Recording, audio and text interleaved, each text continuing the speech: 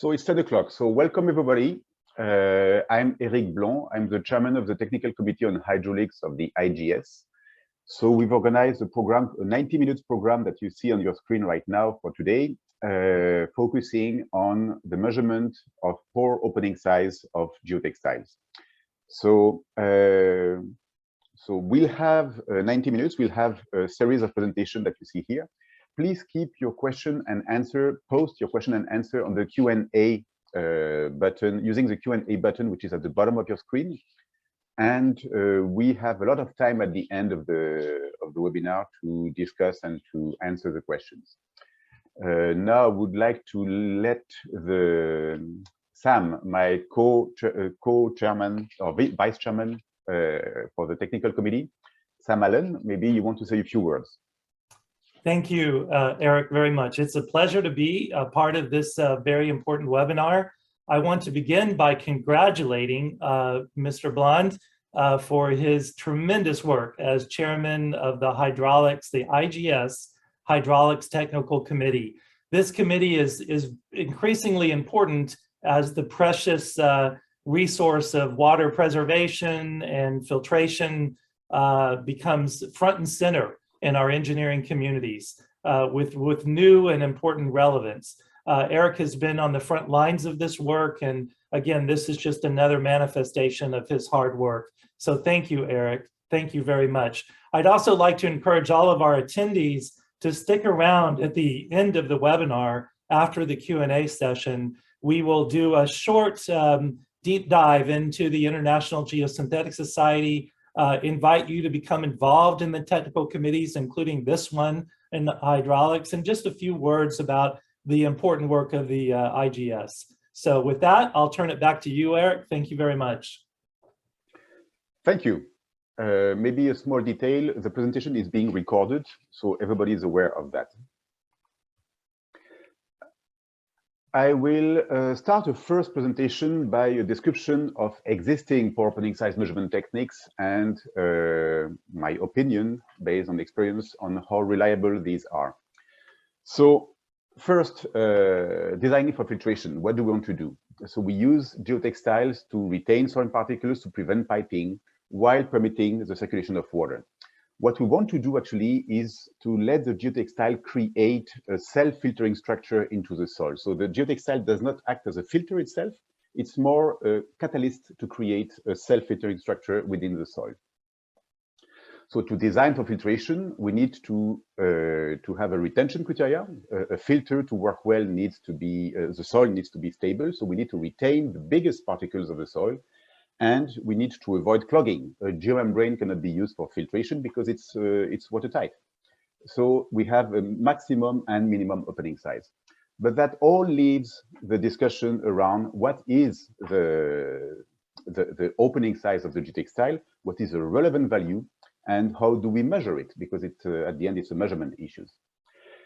I want to point out that within the geosynthetic community, there was a very good work completed within the ISO group with the publication of ISO 18283 on designing geotextile for filtration. So it's a very generic guidance which covers many things from the impact of installation to the design itself and the performance itself. So anybody interested in filtration, which I think is the case for the attendants in this group, should be looking at this document. Not everybody has access for free to this document, so I've prepared a paper which I have presented at Geosynthetics 21 last year, where I introduce the key aspects of this guide. And if interested, you can, after that, you can still go and get the document. Now let's go into the opening size measurement techniques. So I want to first review what we have. First one, the most commonly used in North America, is Astm D4751. This is a dry sieving technique. We're using glass beads, a poorly graded, so relatively uniform gradation, and we publish a value which is named 0.95, so 95% percentile of the openings. Another technique which is frequent is Astm D4751. So Sam is going to extensively present this test later on. And in that case, it's a capillary flow test. It has nothing to do with glass beads. We use a fluid, and we publish values which are the complete spectrum of opening size of the geotextile. Now, on the ISO environment, they use ISO 12956. So in that case, we're using a well-graded granular material, typically sand and sometimes glass beads, and we publish a value which is the 090. There is a Canadian standard, which has been very popular in Canada for some time, and which is still used actually, which is the FOS. It's a hydrodynamic sieving test, which I'm going to present later. And finally, the new kid on the block somehow is the optical measurement techniques, new kid on the block in North America, which is for which we don't have a standard yet, and which is based on image analysis. D4751, AOS. So to do this test was developed in the 80s. At the time, the idea was to have something. And the solution which was found was to use what any geotechnical lab has. At the time, there was not so many geosynthetic laboratories. The science was not as high as it is now. So the decision back then was to use what they have, which is a sieving structure, which has been popular in geotechnical since forever. So what we do here, we have a dry sieving of glass beads. We have a low shaking frequency. We have we have to control the impact energy. So we have a hammer which bangs on top of the column here. You can see on the right. The test presents many challenges. First, we have to manage static electricity. So that comes with a whole set of issues. We need to prepare glass beads. We need to have solutions to manage static electricity. In our case, when I was with CTT Group, we were grounding all the sieves, so to make sure that any static electricity can be dissipated. I'm sure other organizations do other things. Static electricity is a major issue.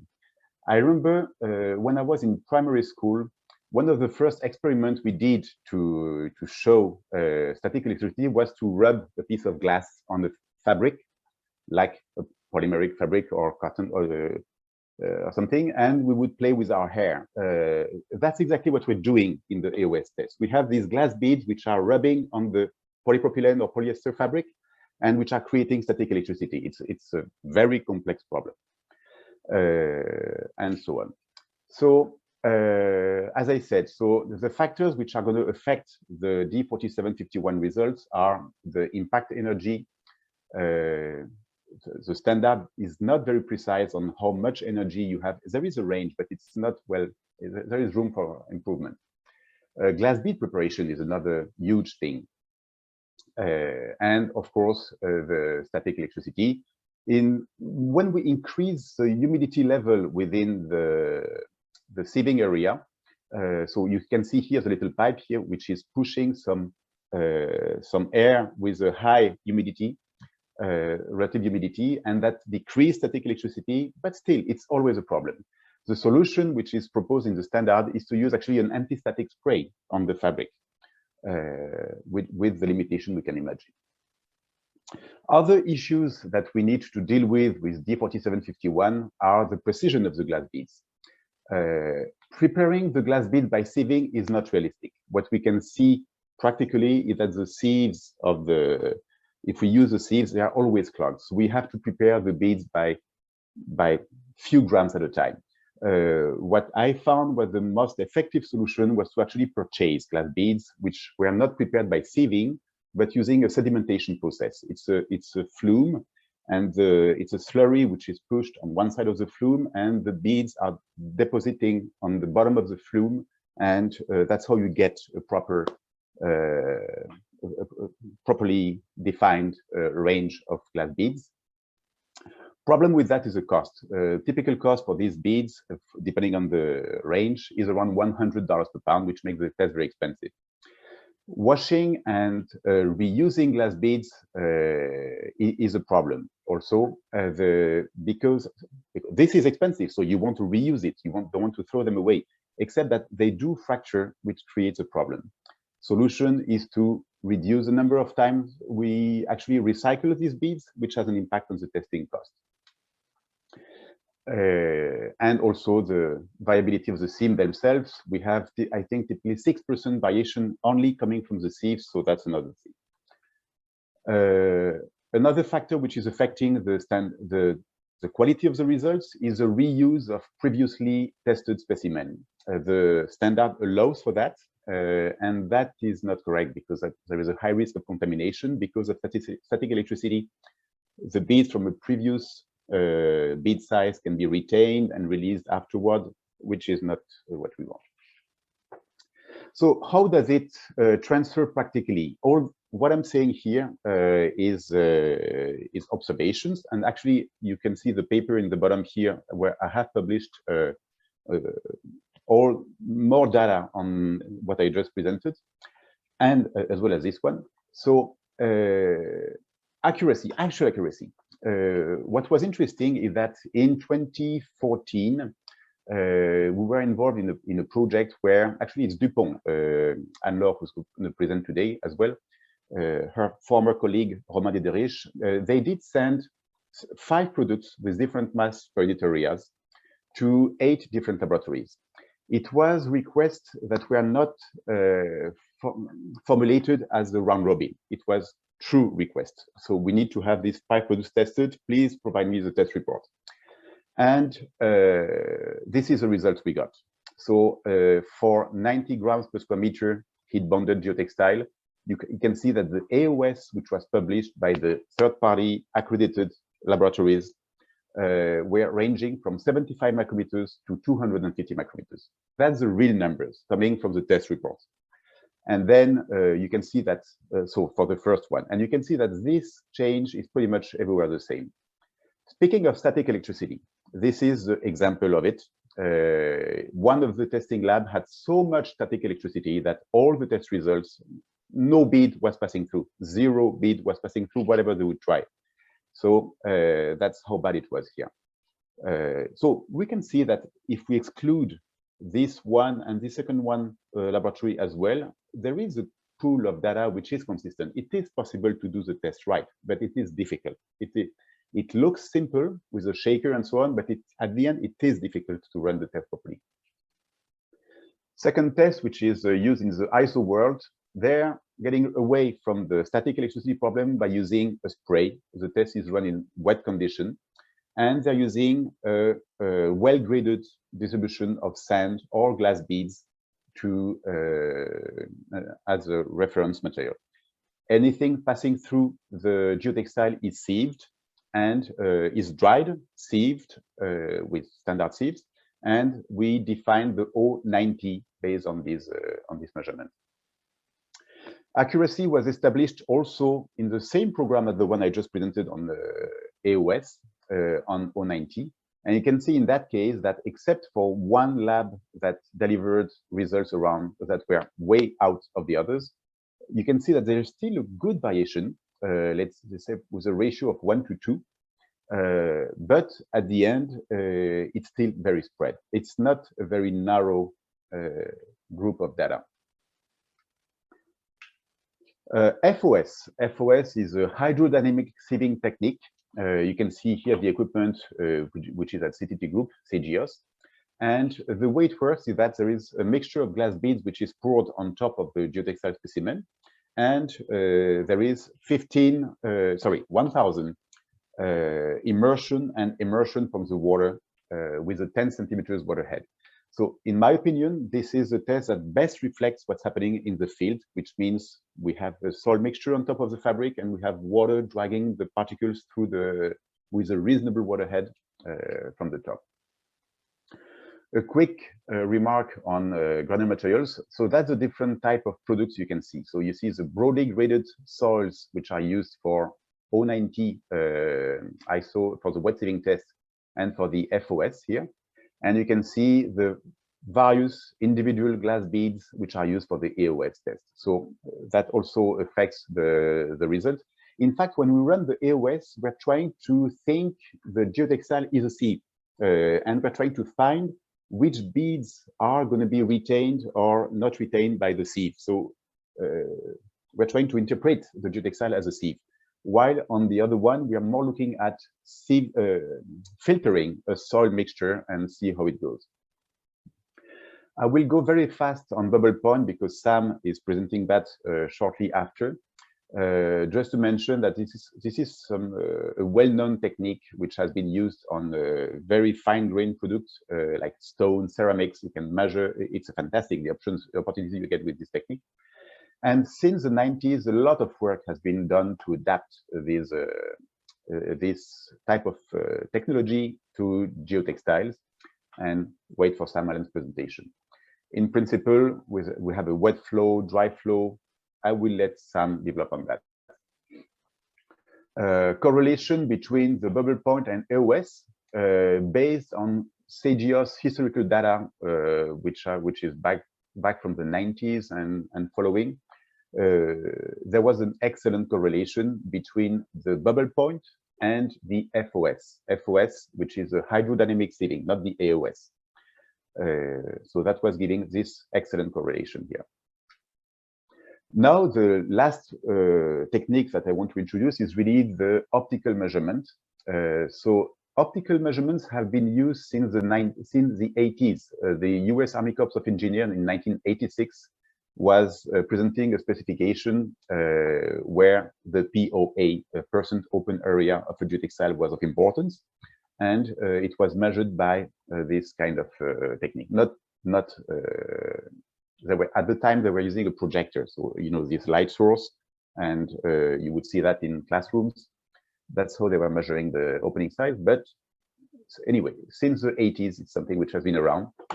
And we found that there is an opportunity for measuring the opening size of very thin geotextile using optical source. So with circular knit, lightweight, heat bonded, woven, it is something which is obviously not applicable to thick non-woven. We don't need even to look at it. For that, it's irrelevant. But for any thin product which lets the light go through, it is an opportunity. And there is a work in progress at ASTM to present and eventually publish standard for this kind of testing.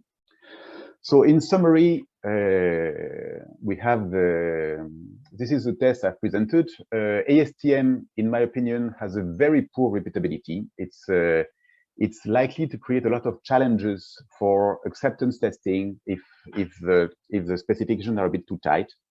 ISO 1296 has a bit less challenge, but still a relatively high dispersion of the results. CGSB standard, the FOS, the Canadian standards, it's difficult to speak of repeatability because there is not enough laboratories running the tests. So it's only a few, but it's believed to me to best reflect the mechanism of soil filtration. And finally, the two last techniques that we're going to discuss today, the bubble point and the image analysis, are the one offering the best opportunities in the future. So that ends my presentation, and I would like to transition to Sam Allen for the presentation on the first of the two innovative techniques that we want to introduce with the porometer test. So Sam,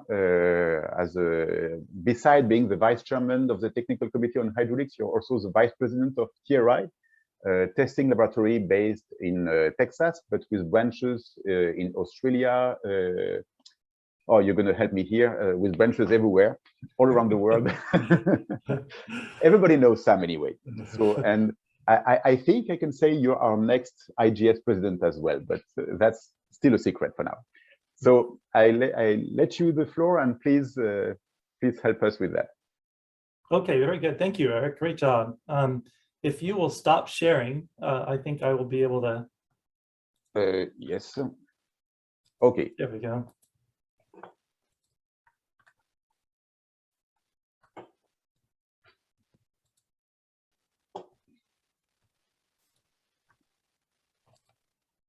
Okay, hopefully you can see my first slide.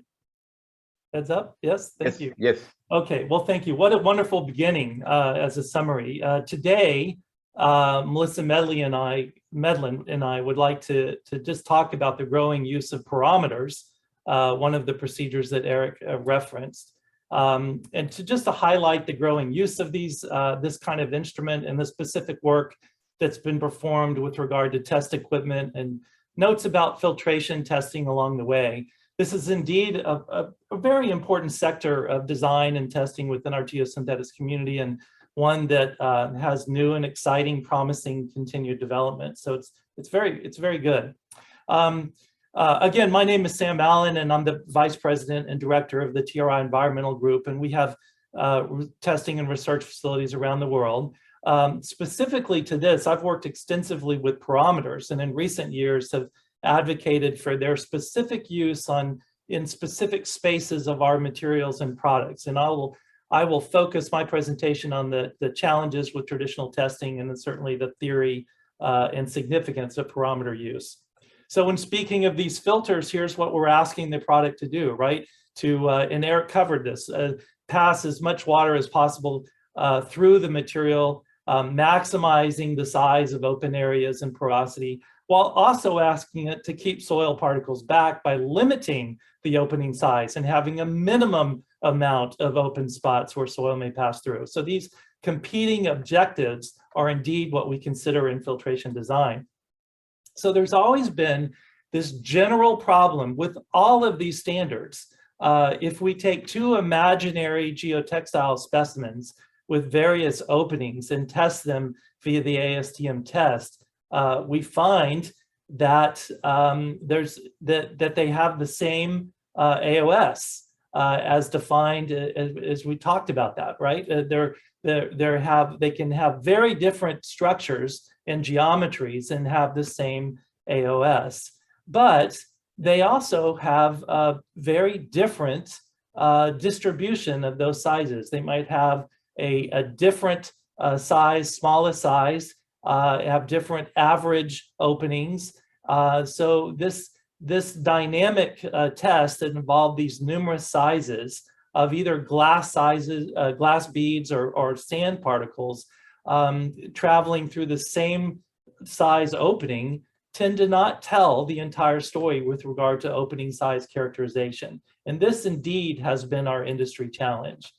In addition, as Eric pointed out, there's lots of historical challenges with even the best and highest quality testing practice, in that a typical AOS test first requires this washing of produced geotextile samples via removing machining oils and lubricants, as they can interfere with glass bead movement. The glass beads themselves have to be sieved or washed for size determination and confirmation, and they change during testing by knocking into each other and fracturing. And the equipment itself is stressed during a test, and maintenance is key to accurate operation. So these variables and how a lab controls them obviously have a big impact in testing. The sister filtration test, of course, is permittivity, is water travel through the plane of the material. And this test also relies on a soaked specimen and also the removal of trapped or dissolved air in the test water. Water quality is a very important issue in making this test dependent upon clean, de-aired water. And finally, permittivity can change related to test water temperature, so a temperature correction factor is necessary. Well, before we launch into the pyrometer, let's think for a minute about other places in our lives where we cared very significantly about filtration, right? Most of us live and work with an HVAC system that incorporates a filter, especially important now as these filters are not only controlling dust, but also biological media, right? And in addition, the filtration design of hospital, and now given the global pandemic, everyone's mask was, and in some place still is, very important. The mask is designed for breathability, letting air through, in addition to serving as a barrier against viral load, right? So both of these products are not just tested for their largest opening size, but their general array of opening sizes resulting in the specific filter performance. And they're not measured with water or with sand or with glass beads. They're measured very accurately with a pyrometer. And a pyrometer, in its simplest description, is just a benchtop piece of testing equipment that measures airflow through the plane of a material. Different pressures of flow supply can be applied to determine what resistance that material, that filter, is posing. So this is a simple cartoon of a uniform hydraulic flow regime where the tail or downstream pipe diameter, D, is the same diameter as the test specimen. The inflow velocity, V, is the mean velocity of the water in the pipe. And the inflow pressure, P1, minus the outflow pressure, P2, is the differential pressure referred to as delta P. Water is the permeate in this cartoon, the permeate fluid, and has a dynamic viscosity at 20 degrees C of 1.03 times 10 to the third Pascal seconds, and a mass density of 1,002 kilograms per cubic meter. The geotextile has an effective flow area of A2, and intrinsic permeability of K is in meters squared. My colleague, Mr. Lacey, identified the constants in a version of the Forsheimer equation in his 2016 journal paper, and shown here, that helped to assign and, more importantly, leverage these constants. The physical variables that constitute these constants, factors C1 and C2, are derived from existing relationships for fluid flow. The first order term, C1, is derived from Darcy's law, while the second order term, C2, is derived by applying the conservation of energy and continuity to the flow through a constriction. Using the characteristic flow equation, it's possible to convert data obtained by testing with one fluid to data that would result if the same specimen were tested with a different fluid, as long as the fluid densities and the mass densities are known. And of this, of course, has been very powerful. And indeed, now this whole process is now standardized in Astm D4751 for permittivity as a procedure C, and measurements of airflow at two pressures are recorded, and these velocities measured at each pressure are used to calculate the C1 and C2 constants, which are in turn converted to water or hydraulic flow by knowing the mass density and relative viscosity of both water and air. And that's what we can do now. So finally, the constant head permittivity at 20 C from the velocity at 490 PA, which is equivalent to 50 millimeters of water head, which is standardized in 4491, is calculated as follows.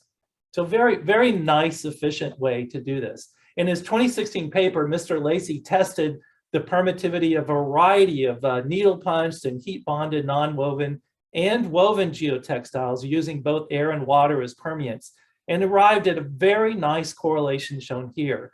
Of course, this correlation is performed often now as laboratories qualify their parameters for use in testing hydraulic properties of geotextiles. It's interesting that the parameter must be engineered and maximized for use when testing geotextiles. A parameter that's made for testing HVAC filters may not work at all on geotextiles. It has to have the right pressure sensors and flow meters and so forth. So very important. But this fact, something else is quite nicely applied with the use of a parameter. You may remember, in fact, I hope you remember, that when you were a child, you blew soap bubbles with a ring wand, right? Great fun for kids and adults, I might add. But if I know the surface tension of that soap that this lady has on the ring, and I also know the air pressure with which she's blowing the bubble, then I can determine the diameter and the opening size of the ring. And indeed, we can coat a geotextile specimen now with a solution of known surface area tension and apply varying amounts of pressure until we blow the opening sizes clean with the solution of the solution. So the largest opening will release the solution first, followed by the next larger size and the next larger size, and so on. So this use has now been standardized in Astm 4751 as procedure B, which describes the determination of O, or opening size in microns, as a function of C, which is a correlation constant factor determined as described in the Annex A1 of 4751, and is the subject of great research and ongoing work. And finally, P, the pressure in pascals obtained during wet testing at the flow rate that's 1, 2, or 5% of the dry flow rate, measured during permittivity testing. So permittivity followed by coating and additional air testing to generate a peritoneal opening size. The wet test is fashioned by coating, again, the specimen with mineral oil or other media of known surface density. And as the air pressure is increased very slowly, the largest pore openings release their oil coating first. So very, very nice. So provided, again, these two very similar but very different geotextile specimens that are clearly different but share the same AOS, now using the porometer, I can now characterize the gradation, the distribution of these opening sizes. Very important variances in the sample. So in addition to 095, I can provide the 090, popular in Europe, and 085, 080, and so on. So very nice. So why is all this important? Well, the limitation of the AOS test was daylighted by some earlier work performed by our friends at Tenkate, now Solmax, during geotube filtration design. Several geotextile product test bags were filled with a sand slurry and exposed to hydraulic wave action in a test chamber, very similar to the FOS with dynamic hydraulic action. The AOS of each was carefully measured. And much to their surprise, the product having the smallest 95% retained size, the smallest AOS, exhibited the most soil loss after exposure. Well, how could this be? Well, using a porometer, the average pore size opening was defined as assisting both a better understanding of the products, but even more importantly, a more informed product choice and application design. So the porometer proved with great utility to inform a better design, which is what we're all after. So as shown, using the porometer, one may quickly determine not only the permittivity of specific geotextiles, but also the apparent opening size and many other characteristic sizes for the pore size distribution. And with that, I will stop sharing my screen and invite Melissa Medlin, my colleague in this presentation, to begin. Let me switch over.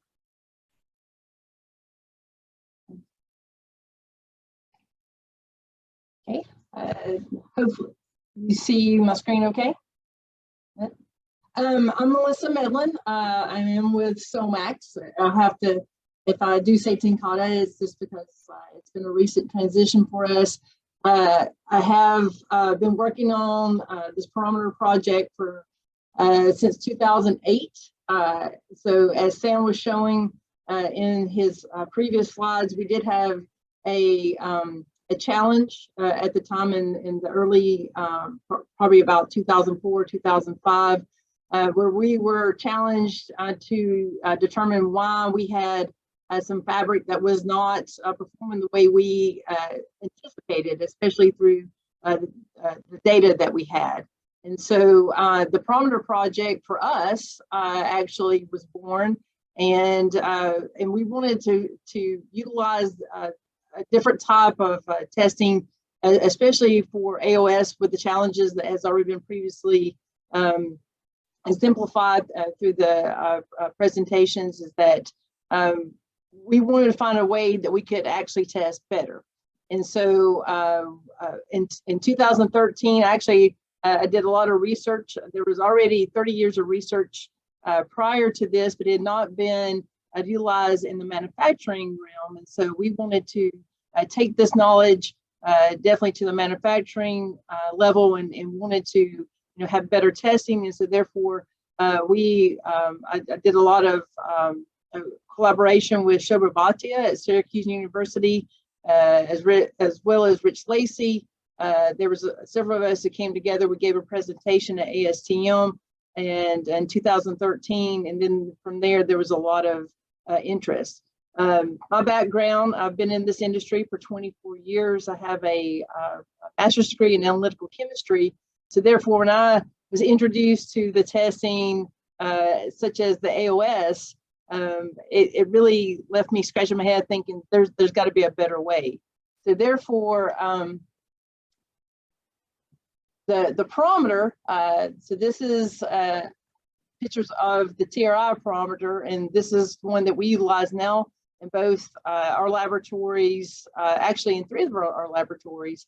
And we want to, what I want to show is that definitely the instrument itself is very easy to use. The top screen is definitely showing how small the apparatus is. It's easily able to use on top of a bench top.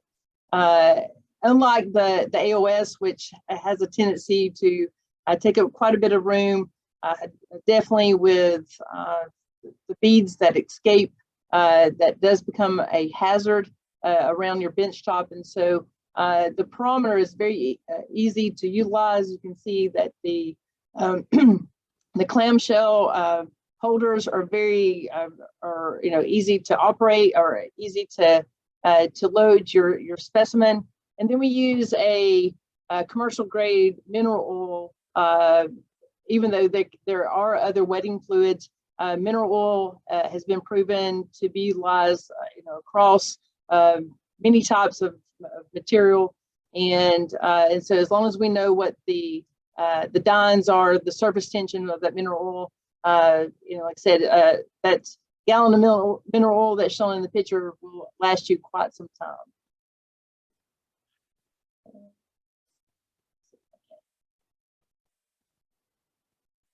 Oops. Sorry about that.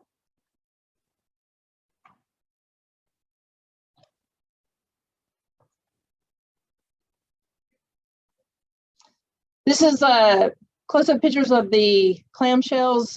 It's really easy to die stamp your specimen, and then once you actually place your specimen face up in the apparatus, in the clamshell itself, you can see it's real easy that the inner ring is, just snap it in. It has O-rings that seal it, and very easy to load your specimen.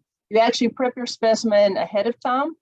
There is a verification of the equipment, which you actually take a dry shell as well as a screen. You actually run a verification on your equipment prior to using, and then you just actually die stamp all your specimen out, go ahead and load them into your clamshell, and then it's easy to go from there. You can see in the perometer, there is a orientation of your holder.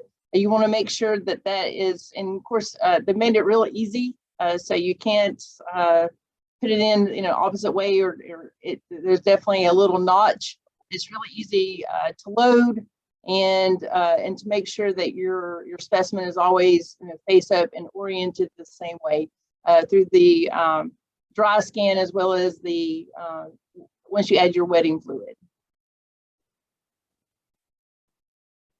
This is a close-up of the perometer. You can see that there is a high flow station and a low flow station.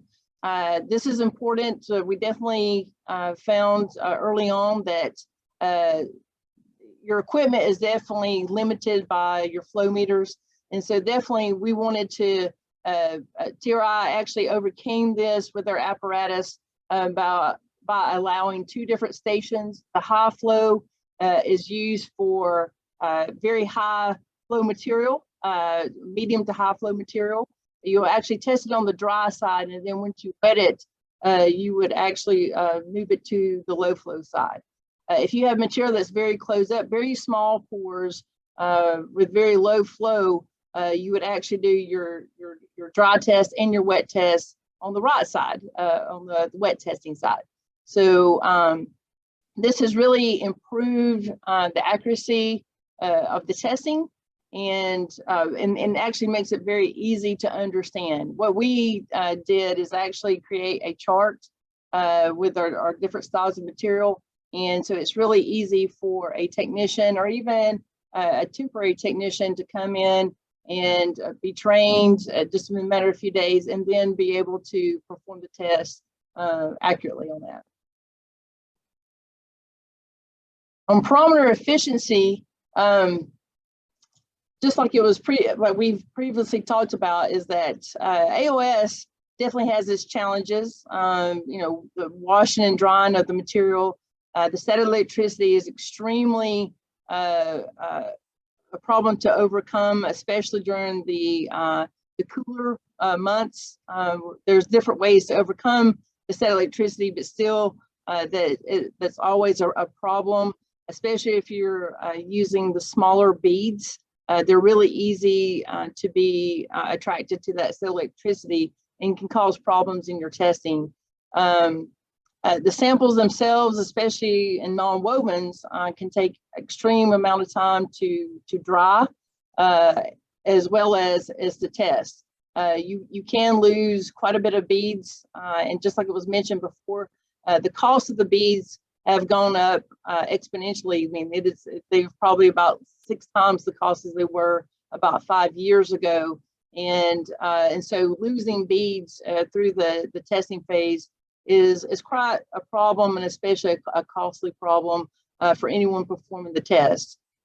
For the porometer, what we found out over these 10 years is that you don't need to wash and dry the preparation of the specimen.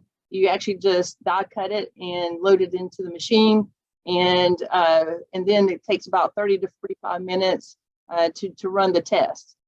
So that's quite a big jump and quite a big time savings, especially on the manufacturing side, when you're definitely quality control is important in trying to get that information back to the floor. It's definitely important in controlling your quality. So the porometer has been a very big improvement, especially in quality control, to assure that we are providing the best fabric, and we're not having to wait for that testing to come back for the AOS. In the meantime, also, the secondary test that we always perform as well is permittivity. And again, there is a prep time, quite a large prep time for your specimen, for your water flow test. Again, as Sam mentioned, there's quite a number of factors that can affect that test, especially if you have a J tube. So using different timers, there can be quite a bit of variation that is introduced into the testing just based upon your apparatus and your different technicians that perform the testing. With the porometer, which is procedure C in D4751, again, there is no soaking time. You're actually performing the test at the exact same time you're performing your pore size distribution. So what a great way to overcome time constraints is by doing multiple tests at the same time. And so when we, as the task groups, both for 4751 and 4491, when we definitely recognize that the amount of time that we were saving, this was a huge factor in really showing the improvements of using a porometer over these other secondary tests that we have, especially like I said, from a manufacturing standpoint. It was a great way to be able to provide the data quicker, as well as, to me, it's more accurate than the other two tests. Currently, there are two independent laboratories that we can actually do round robins with, including Stagios as one of the service labs. There are at least 8 manufacturers who are using the porometer. I know here at Somax, at our wovens facility, we use it daily, and it's very easy to train someone to use the porometer. It's very easy to perform the testing. We have quite an extensive database now to compare our data, and so it's definitely when time is an important factor. this is important to us to get that information. Many universities are using this. As I mentioned, there's been several universities over the last 35 years that have been doing a lot of research using the perometer. And then, of course, there's always a lot of interest and, new users coming on. And that's definitely one of the reasons we want to encourage the use and the information from the perometers. Just as some opportunities from notes about the perometer, you can definitely get you have to use maybe more than one wetting fluid to get the full evaluation of your pore size distribution. There are some challenges still with the very low, like 015 and 030. We're still looking at trying to overcome those challenges. But it's always something that's in front of us who are testing to give that information back to the engineers and how to use that information when you have your full gradient of your pore size. With permittivity and AOS, still the primary tests are the ones that are utilized for in comparison to the perometer. We still have a little bit of a challenges with very, very lightweight nonwovens or even composites using the perometer, which we would have to use, revert back to the primary test. But most wovens that I've found, we can definitely test using the perometer, even slit tapes and fibrillated tape, which have quite a bit of range on your pore size distribution. We've been able to overcome that and still utilize mineral oil just for that evaluation. As you can see, the primary tests are still governing the test. So definitely for 4491, you still use your water flow apparatus, and 4751, the bead method is still the primary method.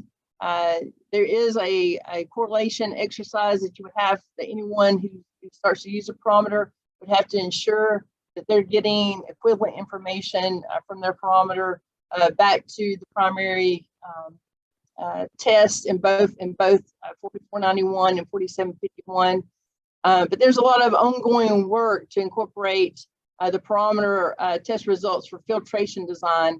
And I know Joel Sprague has been getting a lot of information out there, that he just gave a presentation on this, as well as there's a lot of current engineers who are starting to ask for this perometer information, especially in dewatering and how to utilize that in the filtration design. So with that being said, I appreciate the opportunity that Sam gave me just to get that information out there. Like I said, this has been an ongoing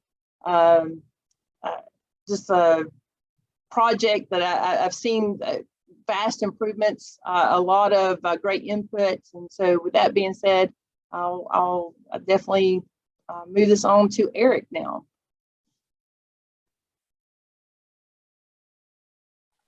Thank you. So you have to stop sharing. And yes, sorry. It's going to let me. If you just press escape, if you exit, okay, here we are. All right. Okay, so I think that should be the right one. Are you seeing the slideshow? Not yet, Eric. It's coming up. Okay, you're good. Here you are. Okay. So thank you, Melissa. It's very interesting.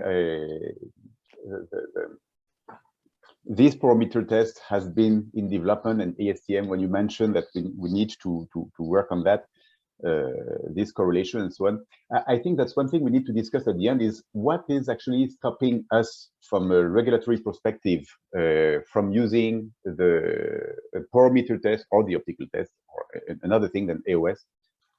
What needs to be done to get, that's a question and answer. That's a question I would like to put in the Q&A section And please, the audience should go and ask questions, either strategic or technical.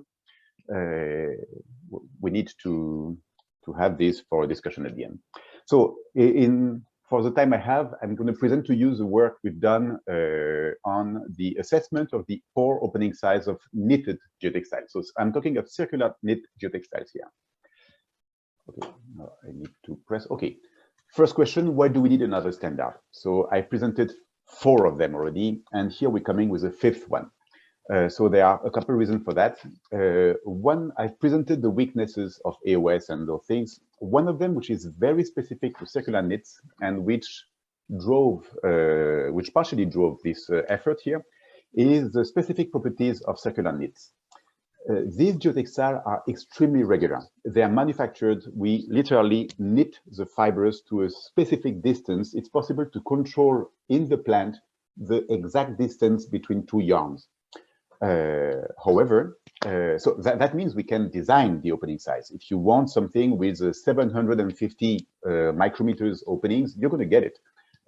If you want 2 millimeters, theoretically, at least, you can get it. Or if you want to go on the low end, there are also solutions. But there is one thing which is very specific to these products, is their very low elastic modulus. It's very easy to deform them, to stretch them in a direction or another. And of course, when you stretch them, it is going to affect the opening size. So to do a proper measurement, we need to control the stress condition and the dimensions of the specimen. So we have a value that reflects what is being installed in the pipe. Astm D4751 has attempted to do so. So if you look at the relevant section of the standard, I've copied the photos from the standard. This comes directly from the ASTM standard. So we put a mask, we apply a load in the bottom, you can see here.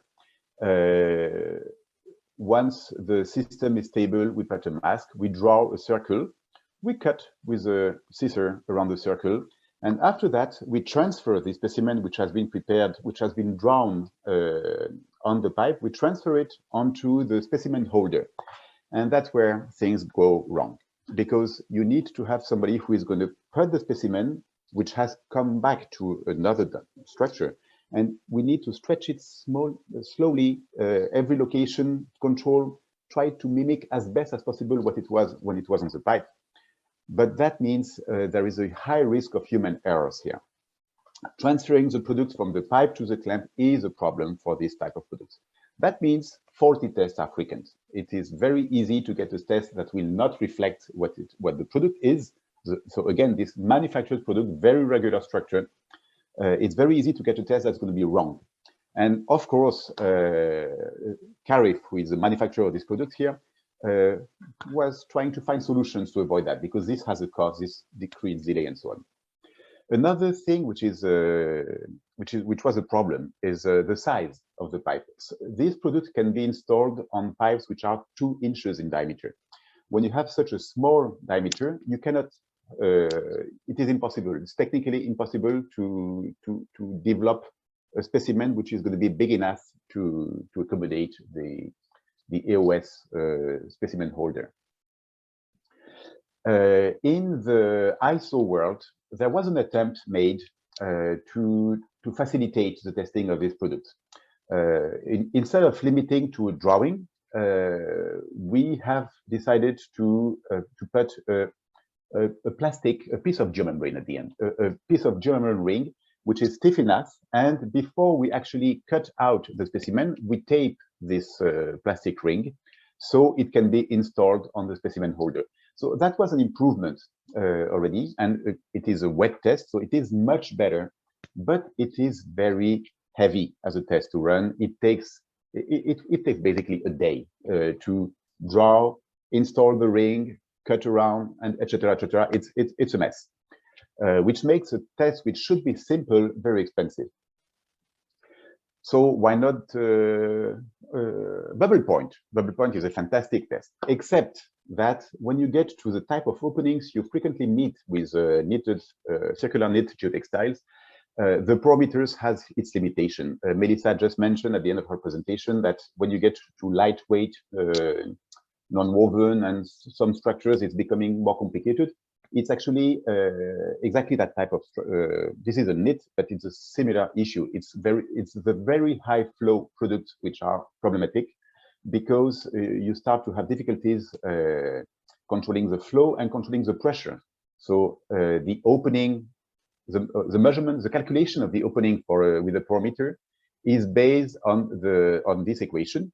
So the higher is the opening, the lower must be the pressure. And so the detection limit becomes very hard to meet with standard equipment. You need to have very high precision, very sensitive pressure sensors, and that becomes a problem with such products.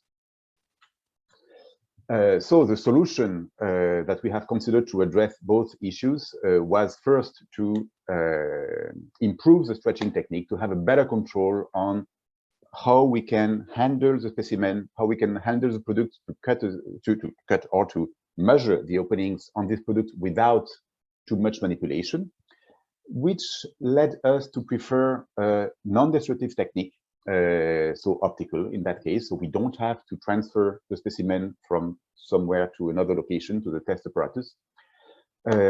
And we realized that we should look at what is right in front of us. We have a product which has a very low thickness, typically the knitted geotextile, and we can see through the openings. So why don't we use optical measurement? Because we can see through. And we have microscopes, and that's the microscope science is an entire world by itself. It's actually quite amazing.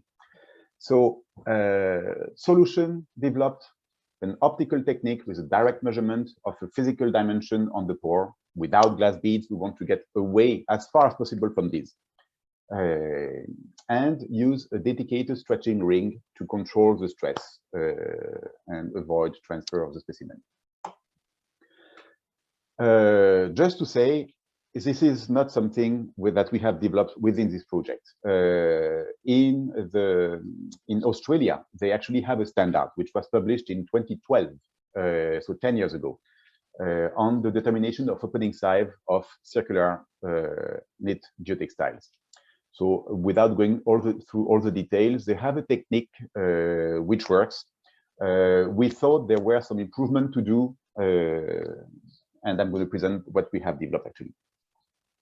Other things, 10 years before Australia, DuPont in Luxembourg has implemented for their production line an optical measurement strategy to define the opening of their thin products. So we have a full presentation on that after mine. So I'm gonna let you listen to Anne-Laure in that purpose. So what have we obtained? What are the results of the research we've made, and how do we do these optical measurements? So this is, again, this is a collaborative project which involved CARIF as a manufacturer, CGIOS, the TTT group as a research organization, specialized in geosynthetics, surface science at Western University, so formerly University of Western Ontario, did all the optical, all the setting of the parameter of the optical test. This is something which is complex. I don't pretend to have the knowledge to do proper optical measurements. There is a research group in Canada at Western which is completely specialized. They do that year round. They're a team of 15 to 20 people focusing only on that. So we have to piggyback and rely on them. So, and I got involved at the end of the project to, I initiated the project actually, and I got involved at the end to wrap up everything, to draft conclusion and directions. So first step, surface science at Western Ontario, at Western University, developed a stretching structure. The first step here is to stretch the specimen. So what they did was to mimic what we do in AOS, in the ASTM test, and have a structure where they can apply, you can see here the wheel, they can apply some tension on the fabric. They measure a force here, and when they have the adequate stress that they want to control, which is typically 2.5 pounds for the small diameter pipes, You can see an opening here. That's where they go with a microscope to take the measurement, to capture the image. And the light is inside, within the cylinder here. A second generation was developed at CTT Group. So because we realized that this was not easy to handle when you have multiple pipes, multiple diameters of pipes. So these products are manufactured to fit 4 inches, 6 inches, 2 inches, 3 inches, 8 inches, 12 inches diameter pipe, etc. So there is a whole range of structures, and this has the limitation. We cannot have 20 different pieces of equipment. So here, what we do is that we have movable parts. The 2 vertical bars here can be moved left and right to control the length, which is going to be equivalent to the circumference of the pipe. After that, we have the optical system here in front. Actually, I can show on this side, and you can see here we're using a red light, which is also something that was selected to minimize diffraction. So we know that the light can be bent on edges. So to minimize this effect, it's better to use a monochromic light and to increase consistency of the measurement. For the image analysis itself, again, the development was made as a University of Western Ontario. Everything which is about the procedure, the micro used to capture the image and to analyze it. So they were in charge of acquisition, processing, and measuring the relevant properties here. The software which was used is a freeware. So it's an ImageJ software, which is available online for free. You can go today and install it. So what we did, there is a capture of the image here, and you can see here the different processes. We go from this image of the fabric, and we land on this image, which differentiates the solid part from the voids being the openings. The type of dimension that we're measuring is very extensive. We measure the area, so eventually we can define the pore open area as well, which is not a big concern for knitted socks. They are so high, but it offers this possibility for other type of products. We can measure the perimeter. We measure, what we found was the most relevant was the ferrite diameter and the ellipse, the ellipse that fits within the pore.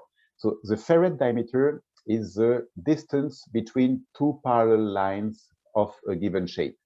So this, if this is the actual pore with the actual opening as we observe it, as we photograph it, we're going to turn around with these parallel lines, and we're going to look for the maximum and the minimum diameter, which define the outside of this pore. On the other hand, the ellipse is this elliptic shape, and we're going to find what is the dimension of the ellipse that fit within the pore. So that's the 2 parameters that we found were the most appropriate for opening size measurements. Now, to assess what we get as a number, we needed to have a reference value. And that's where it got a bit more tricky, because as I mentioned at the beginning, at my first presentation, AOS has a low reliability, and so we were not comfortable on using AOS. I did not even mention this calculation thing where we have 1 glass beads every 2 classes of beads, and we need to do some projections between these. That reduces a lot the precision of the test to do a precise measurement. So we decided to use 1 step, which is the FOS test. We could have used the ISO test, but Carif is serving a lot of the Canadian market as well as the US market and other markets. And so it was making sense to use the FOS as a reference value. The FOS has a much better reliability, repeatability. We're typically within a couple micrometers of in terms of repeatability. And from there, see how we can transfer the information, the correlation we would develop with the FOS, how can we transfer them to the AOS? So each test method has its own spectrum of precision and variation. And also, as you can see, the openings are not the same. Here, for the range of knitted geotextile, I insist this relation is only applicable to knitted geotextile. For 400 micrometers AOS here, you can see that the FOS was only 315 more or less micrometers. But end of the day, we found for the range of knitted geotextile that we tested, we found a pretty good correlation still between FOS and AOS with a square R of greater than 0.95. You can see here the relations with some variation, but at the end, considering the error inherent to the test, it's still fairly good. So what did we get in terms of image analysis? We wanted to compare the results with the FOS. You can see here all the results that we got. So here you have the whole range of results that we got. So major ellipse diameter, minor ellipse area, perimeter, ferrets diameter, etc., etc. So you can see that overall there is a good trend. It makes sense. And from there, we had to look at what are the best relations. By the way, that's the results that were developed by the University of Western Ontario with this testing rig. And you can see that we had some fairly good correlation. Know the scale, which no, it's okay. So you can see that we had some fairly good relations with 0.97 as a relation between the FOS measured in stress condition, which there is still an error on the FOS. Remember that we still have to take the specimen, mark it, transfer it from the pipe to the FOS apparatus. So even if we trust the repeatability of the FOS test, we still have this uncertainty on the FOS value. So all this considered, we thought it was actually quite fantastic correlation. We did some further verification because when we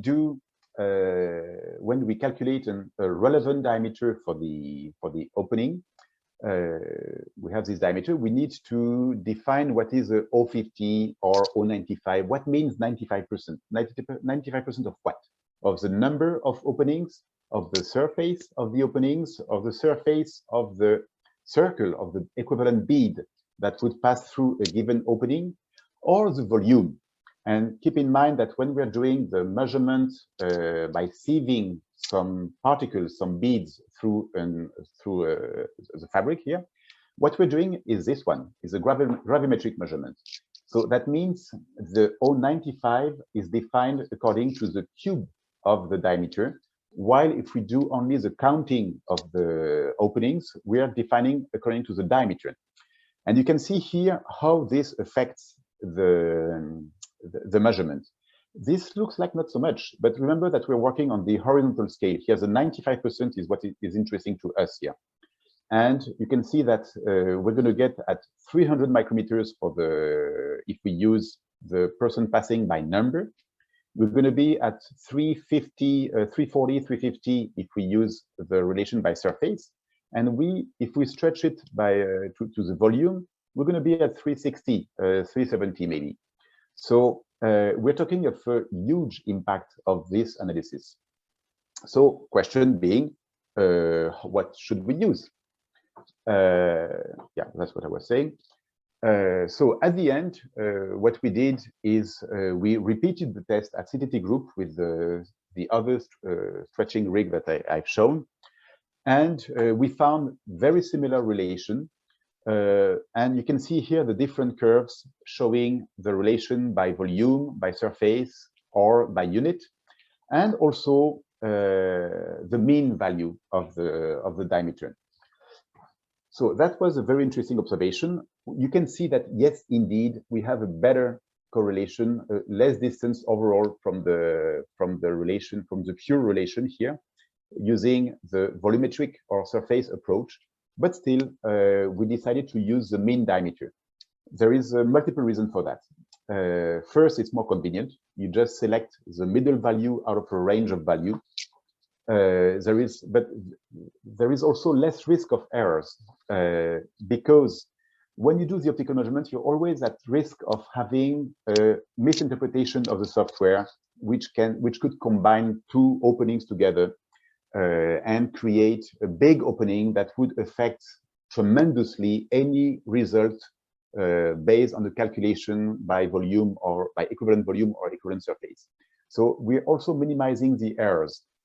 And another consideration we had is that I had actually in that case is that by using the mean diameter, that means also we are selecting a value which is the most likely to be met on the surface. That's the highest occurrence of openings. So when we're trying to compare with another test, that's where there is the highest chance that the biggest particles of the soil uniformly distributed will actually pass through. If we have the if we use the O95, a theoretical O95, it could reflect only one opening on one end of the fabric, and therefore it would not give the same result. So at the end, we found that the optical results were extremely useful. First, it provides as much data as you can imagine for these circular knit geotextiles. It absolutely meets and exceeds any manufacturing quality control needs. So if you need to measure the openings, size, the way the structure of the knit and so on, you get all that with an image. That's the best way to get it. We found also that there is an excellent correlation between the FOS multiplied by a constant, a correction factor. In that case, actually, the constant is 1, you can see here. But because of this use of a mean diameter or an O50, etc., we prefer to maintain a constant here. It may be 1 or it may be something else. But we found an excellent correlation between this opening size and the FOS. Voilà, that's what I explained before. And if we want to extrapolate the image opening size to an AOS or to ISO 12956 test result, we can use a different correlation, because at the end there will be one correlation.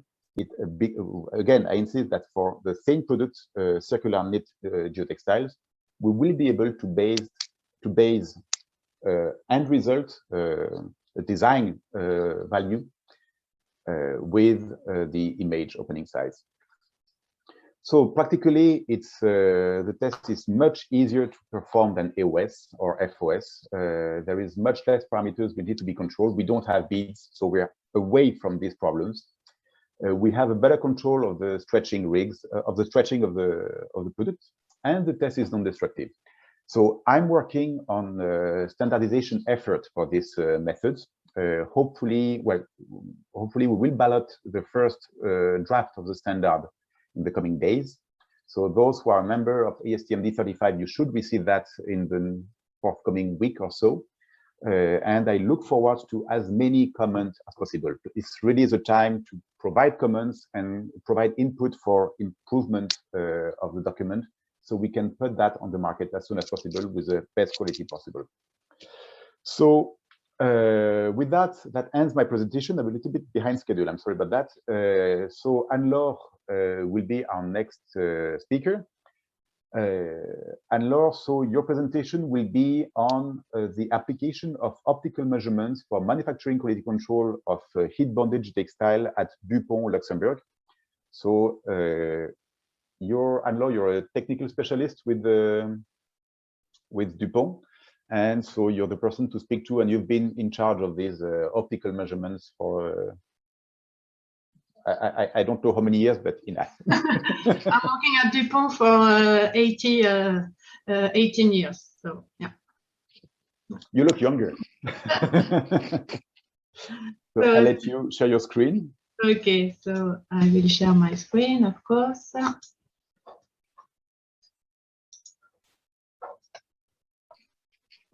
Okay, so I think you can see my screen.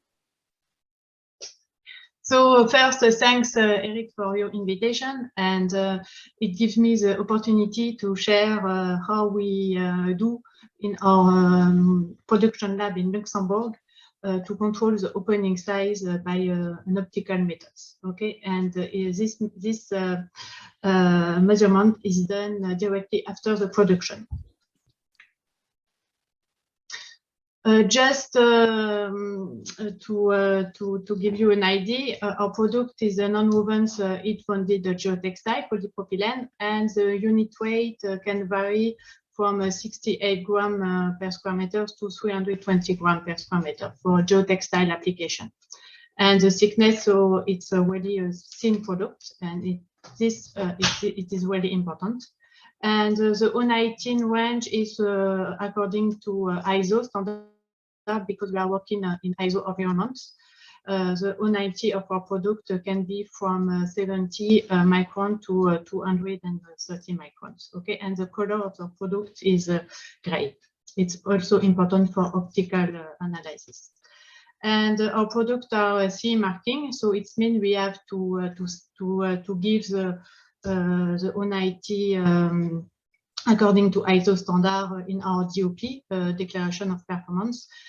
And so we have to control this O90, and so yes, and as we are certified, it is really important for us to do this. And unfortunately, and we have seen a lot of things about O90 measurement, but the method according to ISO standard is really time consuming. And why? Because we have to place the specimen into water for at least 12 hours, and we have to do the wet sieving of the 3 specimen, and then we have to dry the granular material which is passed through the specimen. And finally, we need to determine the particle size distribution. So it's really time consuming. And these tests cannot be implemented in a routine test, okay? And so we have decided more than 20 years ago to develop an optical tool. And this optical tool has been developed by an external company. And this method is really quick. In less than 20 minutes, we have the O90 according to the optical methods, and also the open area. So what does it mean? It is the sum of the pore area divided by the total analyzed area. And then we use a correlation to get the O90 values according to ISO standard. So at the end, we have the O90 optical, and we use a correlation to get the O90 according to ISO standard. And we are doing the release of the product based on the optical O90, okay? So very fast after the production. So here it is just, sorry. So here it is the principle of obtaining optical method. So as you can see here, the specimen moves in front of the camera. It is about 1 image per second, and the pore size is measured by image analysis. So here it is an example of an image analysis. So it is 4 mm by 3 mm, and here you can see the pore and the analysis. I will go through the analysis later. And as you can see, every pore is counted, measured, and modelized by an ellipse with its 2 axes. We'll go into details later also. And using this optical method, we can acquire results for the entire length of the product. So it is the length of our mother roll. It can be from 4 meters to 5.2 meters, okay? And at the end, more than 1,000 image analysis per specimen and 10,000 pore analyzed. So it is quite a lot, but it is really important because compared to knitted stocks, our product is not uniform. Not uniform, but the pore size is not uniform. Okay. And so how we count pore? So it is based on the threshold parameters. So I imagine you know what does it mean, threshold, but this command is used to gather information about highlight and shadows, or background and object, for example, or okay. And so here you have the gray scales from 0 to 255, 55, and we have decided, based on a certain light intensity, it is also important, to count as pore all image which has a grayscale from 190 to 255, okay? And all image or all pixel which is below, it is not a pore for us, for the software, okay? So here you can see this grayscale, it is above 190, so it is a pore, and this pixel or this place, it is a grayscale below, and it is not a pore. It is for us a filament, not a pore, okay?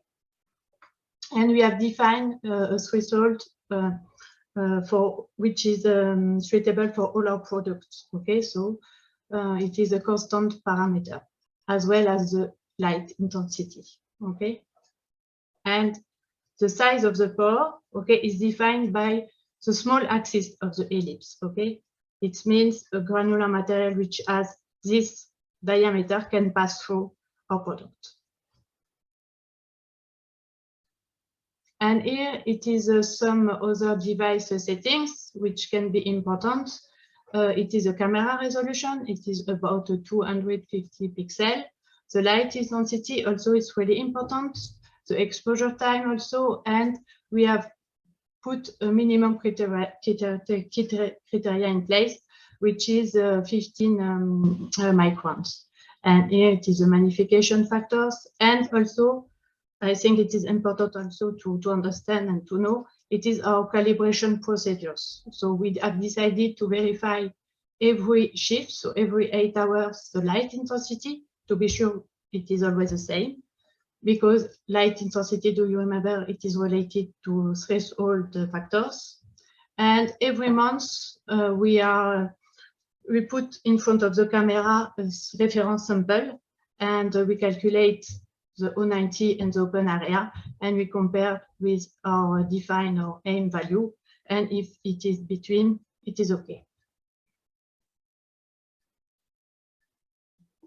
So I just put here some information about our correlation. So it is a quadratic correlation, and the R square is quite high. So we are comfortable with this correlation. And how does it work? So 4 times per year, for all our product range, we measure the O90 according to the ISO standard and according to the optical method, and on the same roll. And with this data, we are able to check our correlation, and we will do this work once a year to be sure the correlation is still valid. And what are the output of this optical method? So the results, we have this kind of report at the end. So we can have the O90 by channel. Do you remember? Here it is the length of our product or the width of our mother roll. So here in this example, the width of the product was almost 4 meters. And we can have the O90 by channel. Okay, so it gives us an information about the process. And we have also, of course, the precise distribution curve, and we have this data at the end. So we can have the average O90 optical, the scan area. So it means in this example that we have analyzed almost or more than 900 image. Okay, so it's quite important. And we can also have the open area with a lot of information. And we look at this data, this both data to release our product based on the correlation and our certified value. So here it is my last slide. So it is regarding conclusion and limitation.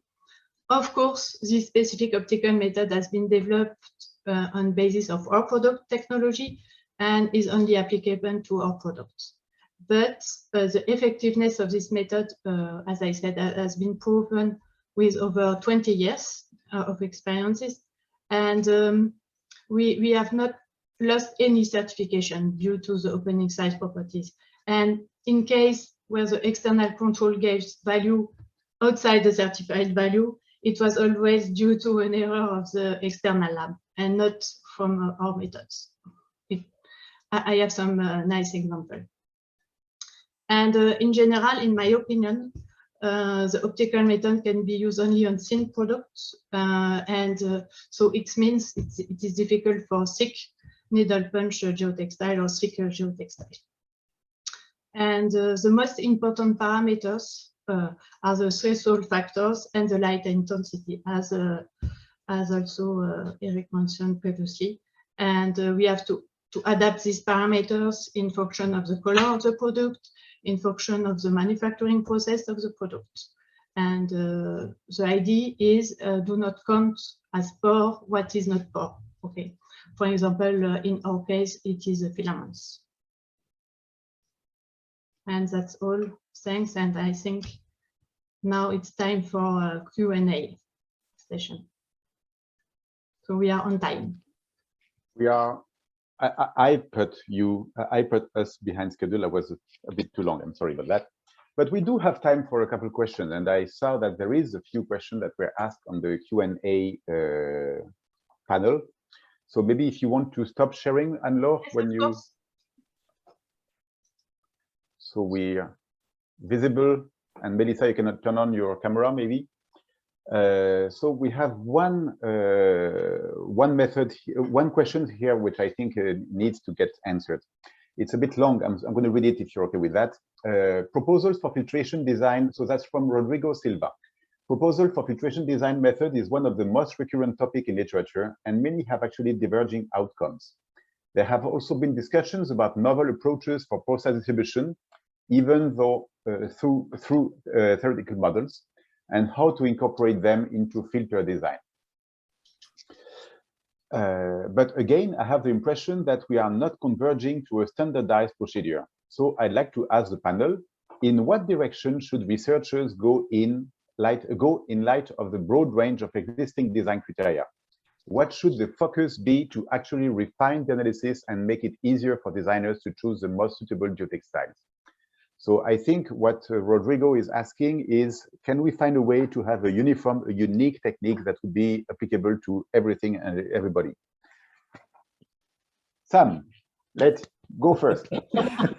Well, I guess I would answer that question with a couple of thoughts. The first thought is that the driver in almost all of these procedures is just what you heard. It's manufacturing quality control. It's how do we monitor the production of the porosity, a specific design porosity, in the products that we generate. You heard it from Melissa, the efficiency of use in manufacturing quality control.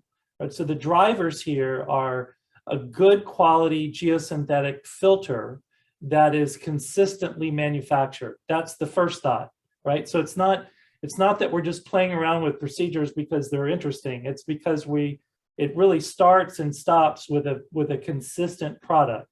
Now, given that, the products that we make as filters are different.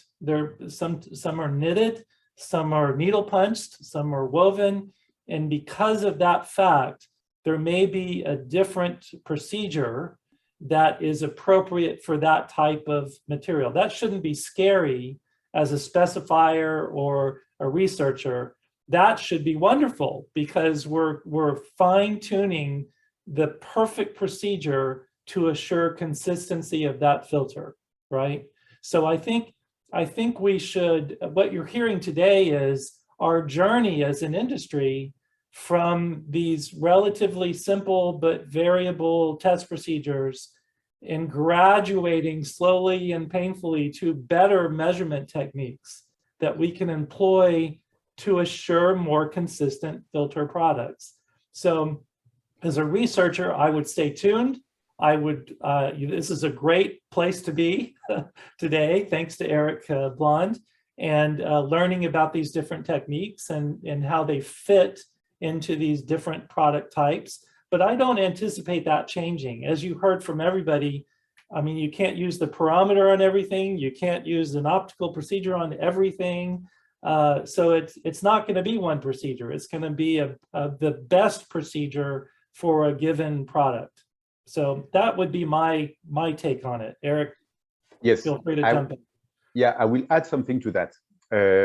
Let's look at engineering properties, the most universally used engineering property, which is tensile strength and tensile elongation, tensile modulus. We don't have one tensile. We don't have one procedure for everything. We have one procedure for geogrids, and even we adapt the procedure depending if it's a polyester or a polypropylene, a polyethylene grid. We have one procedure for these. We have another one for geotextiles, and that's what it is, because what we are trying to do is to get the best measurement technique for the specific product. So we focus on what's relevant for that product. And we have this umbrella, which is the AOS procedure. What the dream scenario would be to have the one standard like D4751. It's in every specification in North America. Under this specification, this test method, right now we have two options. We have the glass beads, the universal method. As bad as it is, it's still universal. And we have the pore meter test. Eventually, we could have an optical test that would fit in there too, just like what we've done with the pore meter test. If something happens in 10 years from now and we need to have another method, we can still use this one. So I'm not trying to fight 4751. It is the method which is specified in AASHTO everywhere. Let's work on finding the right place for the proper measurement techniques within that umbrella. Right. That would be my 2 cents in addition to what you said. Yeah, no, well said. Thank you. Good question. So, there was a question, Eric, about whether in the porometer specimens are stacked or not stacked in the actual air channel during testing, and they're not. It's a single specimen at a time. The efficiency is in the speed of the measurement, the simplicity of the measurement, not that we're doing multiple specimens at the same time. So that answers that question, I believe. Or maybe this was... I was just going to add to that, because it is a very quick test, even though it is single specimen. It's not stacked like the AOS, but it is a quick test per specimen. So that doesn't come into play really on the time for that. So I was thinking maybe that was also referring to some old methods like the permeability under load, water permittivity under load, permeability under load actually. There was a German method 10, 15 years ago that would stack specimen one on top of the other to increase precision. So that was the spirit of the stacking. Maybe it would work. I don't know. You have more experience, Melissa, Sam. Interesting question. Yeah. Another one of those, that would be interesting. Yeah. Well, there's always been a desire to apply loading on the geotextile specimen without interfering in the flow measurement. And so that's always been a little internal challenge, right, with any testing lab. So that's where I think that a technology like that would fit in quite nicely. I see there is another question before we close. It's already 11:33 Eastern time. So John Bowers asked, thank you to all the presenters for your in-depth explanation of the test. Given the numerous tests and different results, when can the practitioner consider the ground truth for pore size of our geotextiles?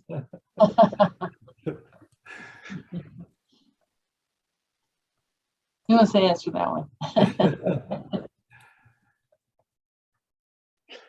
Okay, I'm going to jump in first by repeating what I said about this umbrella strategy. Right. We need to have a reference. There is a lot which is about conformity and so on. We have this umbrella which is beads passing through the geotextile. If you ask me, FOS, the hydrodynamic sieving test, is the best of all. But that's an opinion, I know that. End of the day, if you're in a situation, one thing I want to say, we should remember that in 99% of the situation, filtration is not such a big issue. We need to classify the product, make sure that they are not completely out of range compared to the soil we have, and with a good installation technique without letting the product in the rain and so on while on dirt. When the installation is correct, it is going to work. the filtration is not something that which is a very high risk situation in most of the case.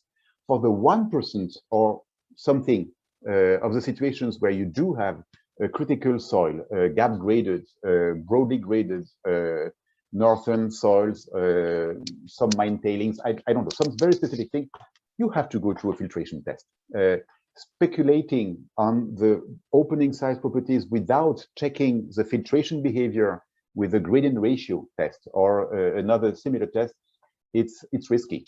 So if the ground truth is about characterization, remember that 99% of the situations are not problematic. And if we're focusing on this last 1%, it's better to go through a filtration test anyway. That would be my opinion. Yeah, I would just add to that. Thank you for the question, John. That's right on. The ground truth. Let's define what the ground truth is, right? So the part of the ground truth is what the manufacturer makes and what the porosity is in that product, right? So that's what we're chasing on level 1, is the proper procedure to get there. And I would immediately agree with Eric that, you know, from the fines in coal ash to geotube design, where you're dewatering something and not clogging the geotube.